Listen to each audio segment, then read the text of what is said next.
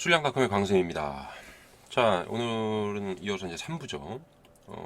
어떻게 공부를 해야 되나? 그러면 이 어떻게 공부를 해야 되는지에 대해서는 당연히 이제 관심은 저희가 이제 특례 쪽에 조금 어, 관심이 좀 가실 텐데 일단은 특례 혜택을 받는 학생들이 있죠.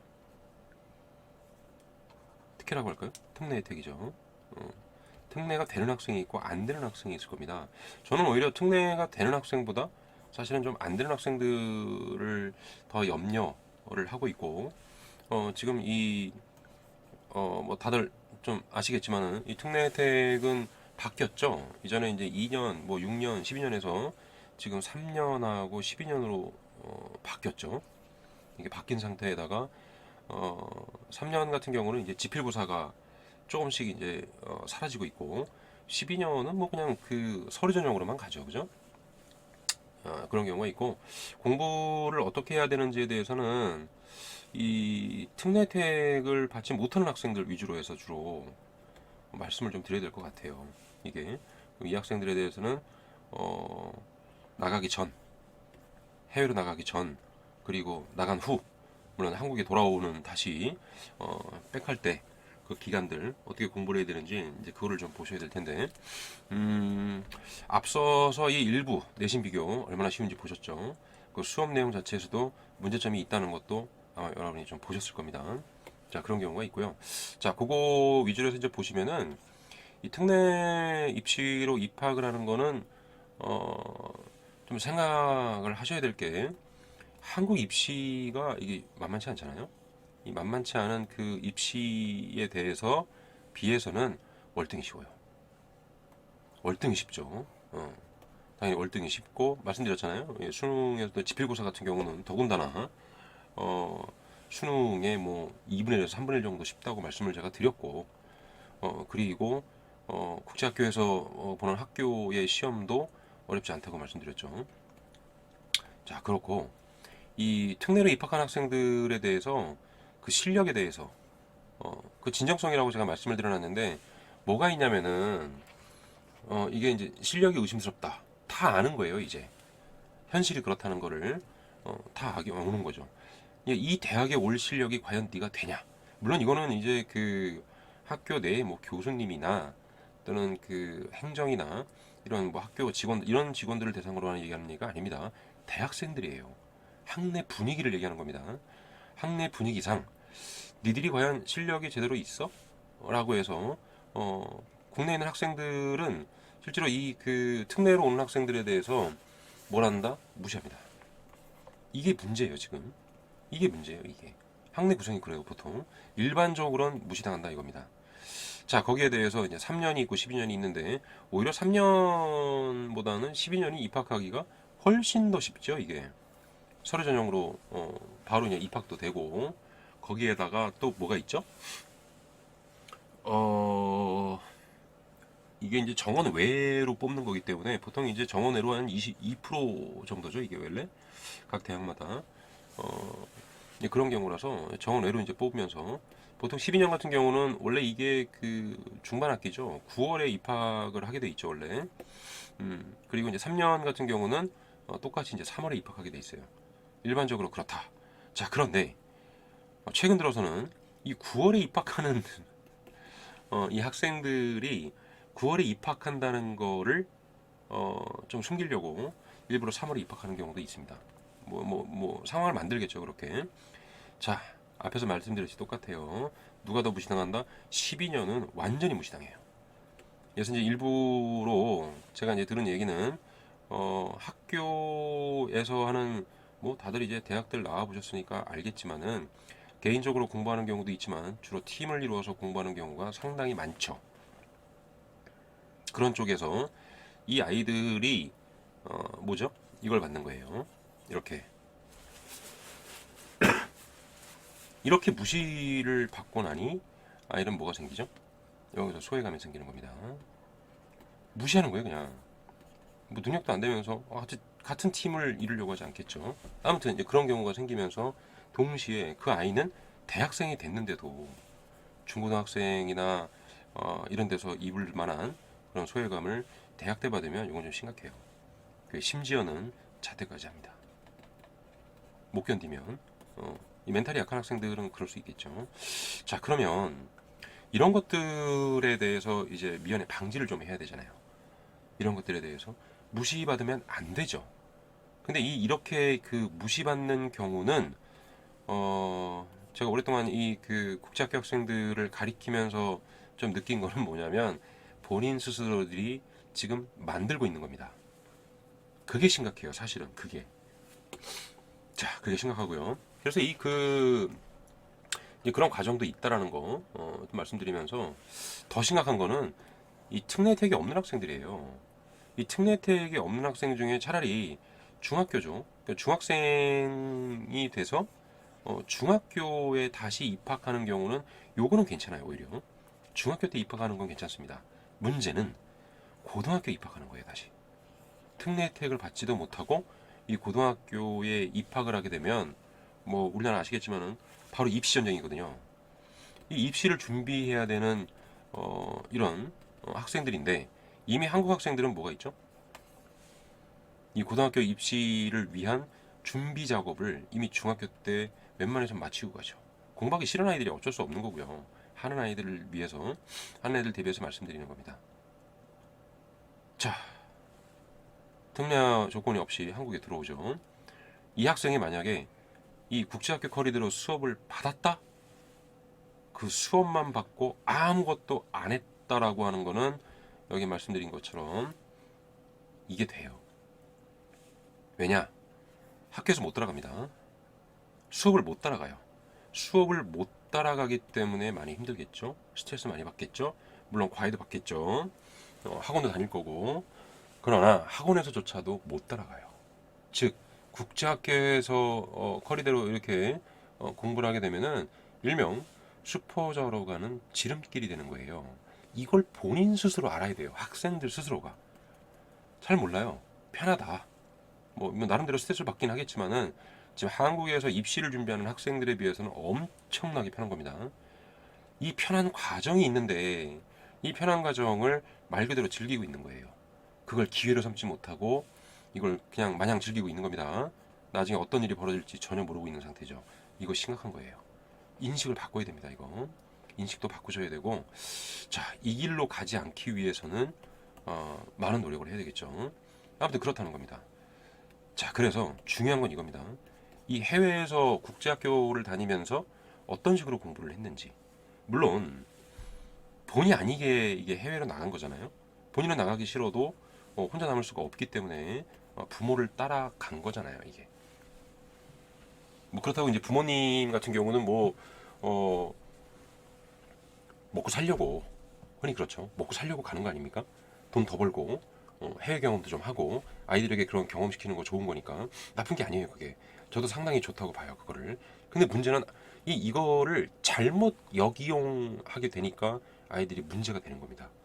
좀 심각해요. 아이들의 이런 공부에 대한 마인드나 이런 것들이 이게 상당히 루즈해져 있기 때문에 좀 심각해요, 이게.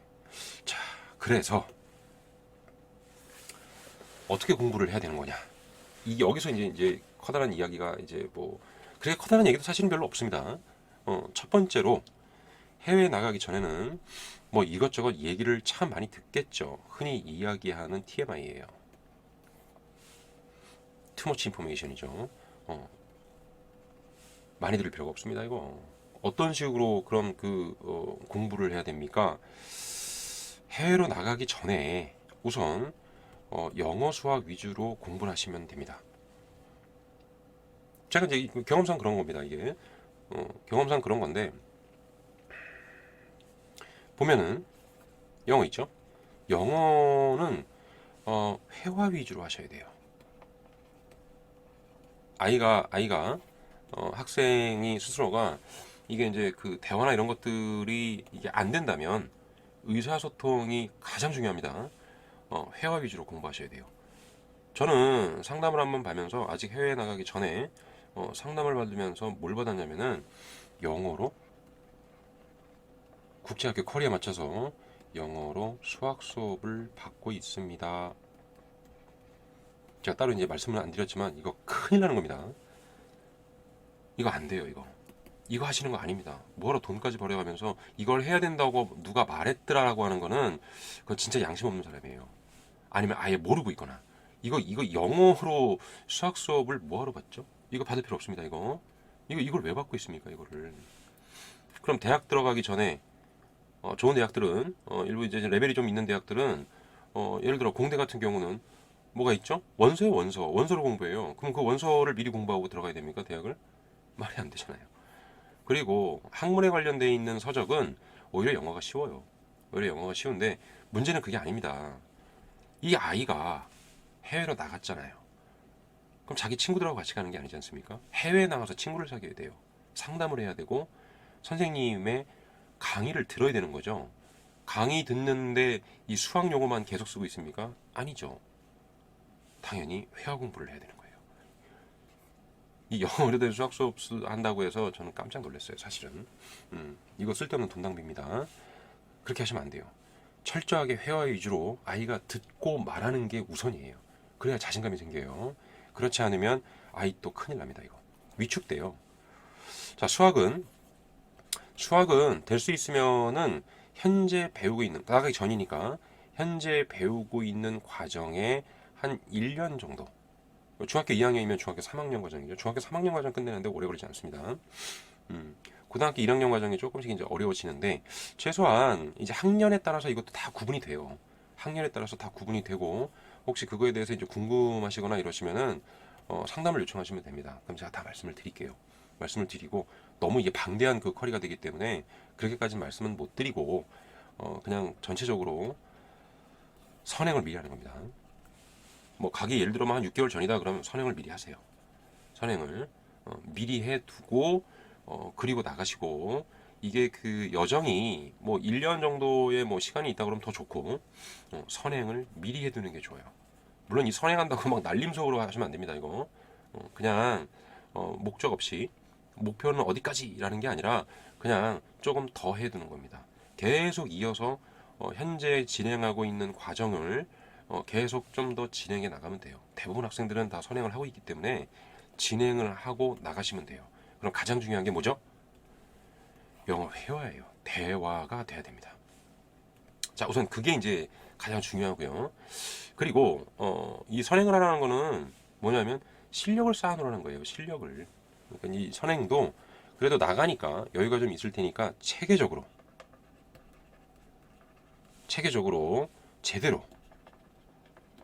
제대로 공부해서 자신의 실력을 키우라는 거예요. 수학 실력을. 이 수학 실력을 키우고 나가셔야 되고요. 자, 그 다음에 이제 해외에 나갔잖아요. 자, 영어 회화 됐습니다. 영어 회화도 되고, 그리고 이제 수학에 대해서 어느 정도 선행이 돼 있는 학생이다를 전제로 할게요. 그럼 나가면은 여유가 생겨요, 이제.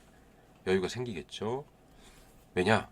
보셨잖아요. 앞쪽에서 제가 이제 2부에서 말씀드렸듯이 국제학교 시험 그렇게 어렵지 않습니다. 어렵지 않기 때문에 여유가 생겨요. 여유가 생기고, 뭔가 이제 자기만의 시간이 좀 많아지는 거죠.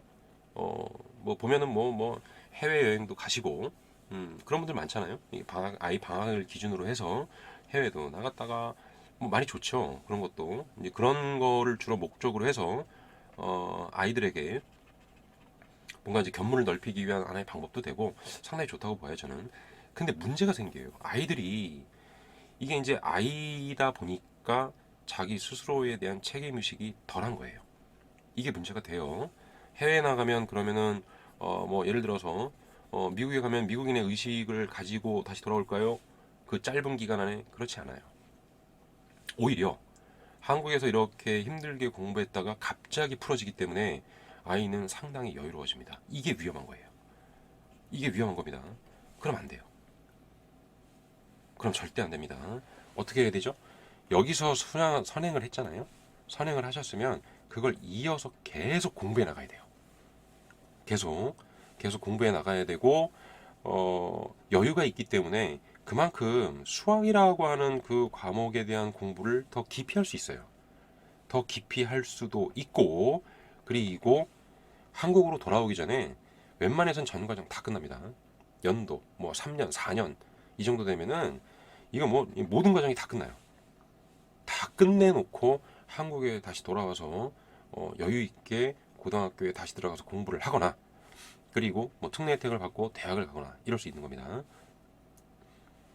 자, 거기에다가 이제 또 다른 문제점이 이제 생기기 시작하겠죠. 그게 바로 뭐냐면은 이제 국어 과목도 그런 거예요.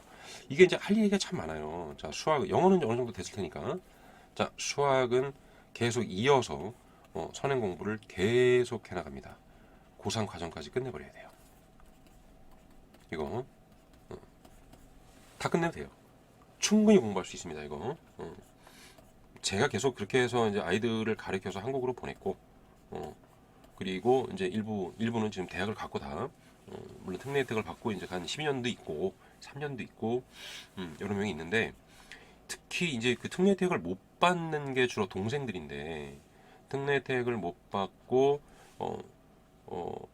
한국으로 돌아와서 지금 현재는 전교권에서 놀면서 고등학교를 어디를 갈까를 선택하는 학생도 있고 네 올라가서 열심히 현재 한국에 있는 고등학생들과 견주어서 절대 무리가 안 되는 그런 학교 생활을 하는 학생도 많아요. 맞습니다. 자, 많고 이제 그 다음으로는 이게 이제 진로인데 이 진로가 있잖아요. 진로가 한국으로 대학으로 올 거냐, 한국으로 올 거냐, 해외로 갈 거냐죠. 이 둘의 차이가 있어요. 둘의 차이가 있는데 한국으로 돌아오는 게 예정되어 있는데 한국에 돌아와서 대학을 가야 된다면 한국 기준으로 공부를 하셔야 돼요. 한국 기준으로. 이걸로 공부하셔야 되고 해외로 가도 공부를 해야 됩니다. 해외로 가도 해외는 뭐 IB든 AP든 뭐 A레벨이든 그걸 다 맞춰야 되기 때문에 역시 공부해야 돼요. 해외에서도 더 공부해야 되고 노력 많이 해야 됩니다. 이것도. 그래서 제가 말씀드렸잖아요. 국제학교 학생들은 지금 이게 뭔가 좀 붕 떠 있는 상태라고. 자, 그렇게 되어 있죠. 자, 여기에서 이제 한 가지 제가 또 의문이 되는 거는 이런 말씀을 하시더라고요. 한국 수학? 곧 특례로 이제 한국을 들어올 학생인데 해외 수학? 어떤 학부모님이 그런 말씀을 하신 적이 있어요. 한국 수학이 맞지 않아요. 한국 수학 수업이 맞지 않습니다. 이런 얘기를 했는데 가만히 있어봐. 무슨 차이가 있지? 전 이걸 얘기한 거예요. 무슨 차이가 있지? 한국에서 배우는 수학이나 해외에서 배우는 수학이나 수학은 배우는 건 똑같아요. 배우는 건 똑같고 아까도 말씀드렸지만 그 방식에 따라서 시험 출제를 그냥 단순하게 낼 거냐 아니면 그거를 활용해서 낼 거냐 이 두 가지의 차이지 배우는 건 똑같은 겁니다. 수학식이라고 하는 건 만국공통어예요. 만국공통어. 어떤 일부는 물론 원리론적으로 가르치는 학교도 있을 텐데 해외에서도 국제학교도 그럴 텐데 한국 수학은 맞지 않다라고 하는 말은 그 말 자체가 맞지 않는 겁니다. 무슨 말인지 좀 이해를 못했어요. 저는 그런 말들을 그럼 결국 그냥 단순하게 공부하겠다는 그런 이야기인가? 이 아이 어떡하지? 제가 이런 고민을 한 적이 있었는데 모르는 거예요. 그거를 심지어 학부모님이 그걸 몰라요. 그걸 모르니 아이는 알겠습니까? 그게 가이드가 안 되는데 전혀 도움 안 됩니다. 그런 것들. 자, 그리고 또 문제점도 있죠. 국제학교는 방학이 너무 많아요. 쉬는 게 너무 많죠. 그건 이제 그 국내에 있는 국제학교도 그렇고 해외에 있는 국제학교도 그렇고 이게 그 방학이 너무 많아요. 방학이 너무 많은데 이 방학을 효율적으로 제대로 활용을 못하는 거 있어요. 그냥 놀러 다니는 거예요, 그냥. 12학년이나 돼가지고 공부 더 할 생각 안 하고 한국으로 놀러 온다. 티켓이 나오잖아요. 한국으로 놀러 온다. 저희는 깜짝 놀랐습니다, 그거. 공부도 할 생각을 안 하고 놀러 온 거예요. 그런 것도 있고, 뭐 거기에다가 뭐 많죠. 뭐 해외여행도 나가고 뭐 하고 참 이런 견문을 넓히는 거 장점적으로 보면 상당히 좋아요. 저는 그런 경험들도 아이들한테 필요하기 때문에 상당히 좋은데 충분히 본인이 제가 말씀드린 이런 체계적인 공부나 이런 것들을 하고 있는 상태에서 그러면은 아무런 문제 없어요. 그거 오히려 훨씬 더 좋아요. 잠시 머리를 쉬고 그렇게 공부하는 거 상당히 좋은데 이런 거죠. 평상시에 그런 거 없이 평상시에 얼마나 현재 공부를 하고 있는가, 제대로 공부를 하고 있는가, 한번 생각을 해봐야 돼요. 제가 이제 염려스러운 건 뭐냐면은, 물론 뭐 나름 공부 열심히 하면서 생활하는 학생도 있기 때문에 이 아까도 말씀드린 이 여유 있죠. 이게 되게 위험하다고 했잖아요. 이런 학생들이 있는가 하면 여유 없이 공부 열심히 하고 이런 방학 때 놀 때 확실하게 놀고 이런 게 상당히 좋다고 보는데, 자, 이런 여유 있을 때 저는 뭘 했으면 좋겠냐라고 하면은 제2외국어 있죠. 그 나라에 갔으면 그 나라의 언어라든지 아니면 주요 국가의 언어 있잖아요. 뭐 프랑스어도 좋고 스페인어도 좋고 또는 뭐 러시아면 러시아어도 좋고 이 제2외국어에 대한 걸 웬만하면 좀 익혀 놓으면은 상당히 좋습니다. 현지 상황이잖아요. 당연히 그 나라에 가 있으니까 당연히 제2외국어를 공부해 두는 게 상당히 좋겠죠. 자, 그 과정하고 수학은 뭐 말씀드렸듯이 오히려 단순하지만 상당히 복잡해요. 그게 더 이렇게 체계적이고 제대로 실력을 키워가면서 계속 이어가야 되는 겁니다. 수학은 그래요. 그래서 이제 말씀드렸죠.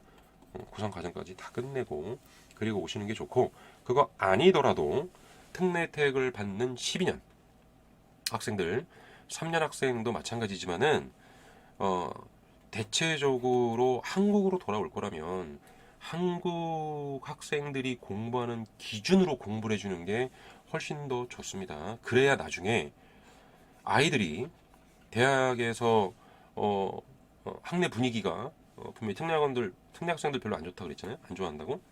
그래도 본인의 실력이 인정받으면 아이들 절대 무시 못합니다. 그걸 알아야 돼요. 그걸 아셔야 됩니다. 그래서 이 그 해외에 나갔다고 여유 있다고 여유 있는 생활을 그렇게 누리는 건 그거는 노후잖아요. 노후에나 그렇지 한창 공부하고 어리고 젊을 때 이때 이 시간 낭비를 한다는 건 이건 정말 안 좋은 겁니다. 아마 부모님도 그걸 바라고 해외로 나가신 건 아닐 거예요. 혜택은 있더라도 그 혜택이라고 하는 거에 대한 그 이면이 있다는 것도 생각을 하시고 어떻게 공부할 것인가 다시 한번 생각해 보십시오. 지금 전 과정에 대해서 제가 여러 가지 과정을 제가 보여드렸는데 한국으로 돌아올 거라면 공부하셔야 됩니다. 마음가짐을 한국에 있는 입시생은 아니더라도 그거의 절반 정도는 가지고 공부하셔야 돼요. 해외로 나갈 거라면 마찬가지로 공부해야 돼요. 해외 나가는 거하고 국제학교는 완전히 달라요. 또 공부해야 돼요. 즉 이유는 뭐냐면은 공부를 안 하고는 이게 버틸 수가 없는 겁니다. 이게. 그래서 하는 얘기죠. 학생은 학생의 본분을 지키고 열심히 공부를 해가면서 살아가는 게 맞죠. 부모님이 본분을 버리고 돈을 안 벌고 놀고 있다고 생각해 보세요.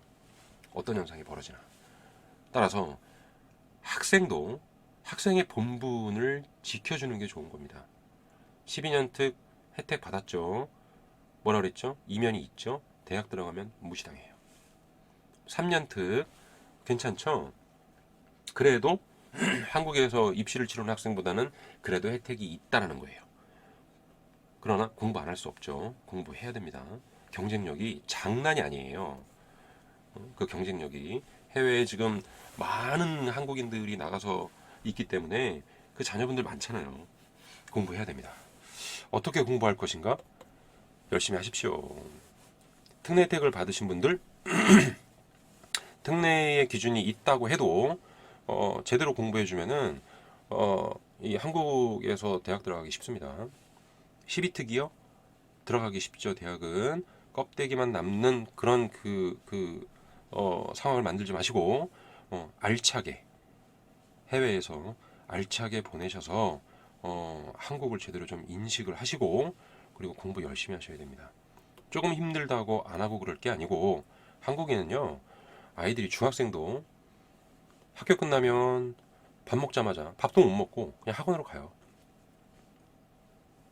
밤 10시까지 있죠.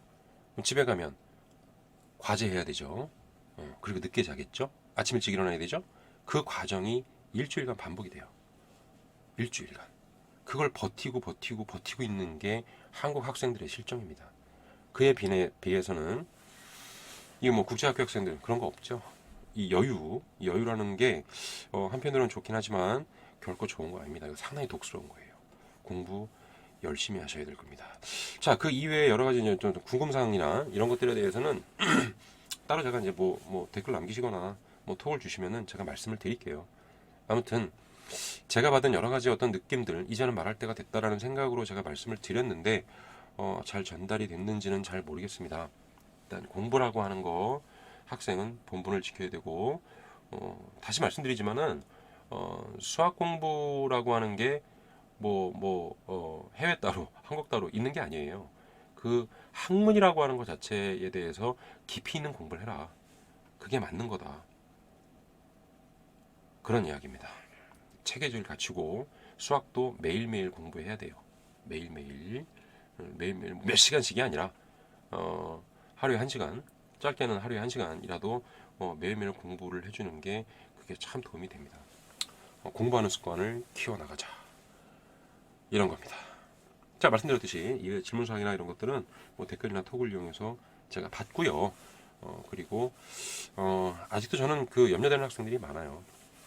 가르치고 있는 학생들도 그렇고 제발 열심히 공부해서 알찬 학생이 되자를 강조하고 싶습니다. 술량닷컴의 광쌤이었습니다.